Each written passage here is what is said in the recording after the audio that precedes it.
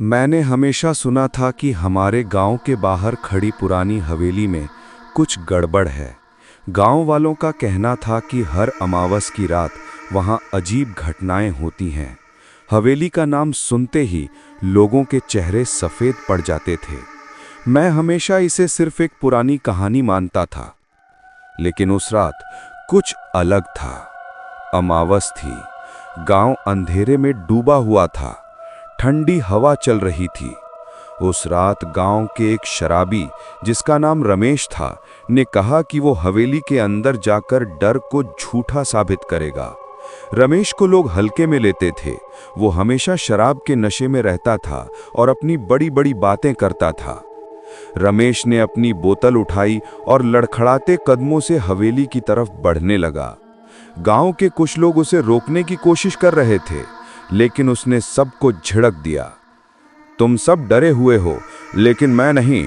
आज मैं उस हवेली के अंदर जाऊंगा और वापस आकर तुम्हें बताऊंगा कि वहां कुछ भी नहीं है, वो हंसते हुए चिल्लाया।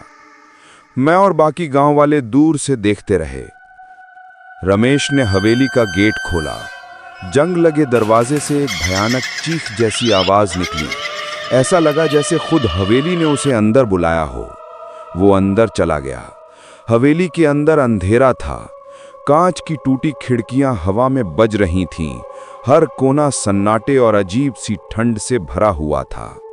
रमेश ने अपनी बोतल से एक बड़ा घूंट लिया और जोर से हंसने लगा। ये है तुम्हारी भूतिया हवेली, मुझे तो यहां कुछ नहीं दिख रहा। तभी अचानक एक भारी सी आवाज गूंजी। तुम्हारी हिम्मत कैसे हुई यहां आने की? रमेश हड़बड़ा गया। उसकी आंखें चारों तरफ घूमने लगीं। तभी कोने से एक साया निकला। वो लंबा, काला और डरावना था। उसकी आंखें जलती हुई आग की तरह थीं। उसकी आवाज गूंज रही थी, मैं इस हवेली का मालिक हूं। मैंने यहां आने वालों को कभी जिंदा नहीं छोड़ा। रमेश शराब के नशे में डरने के बजाय और बहकने लगा। उसने उस प्रेत की तरफ बोतल उठाई और हंसते हुए कहा, तू मुझे खाएगा? आ देखता हूं तेरा जोर। प्रेत भड़क गया। हवेली की दीवारें हिलने लगीं। रमेश चिल्लाया, लेकिन उसकी आवाज हवेली के सन्नाटे में गुम हो गई। उस रात किसी ने रमेश को बाहर आते नहीं देखा।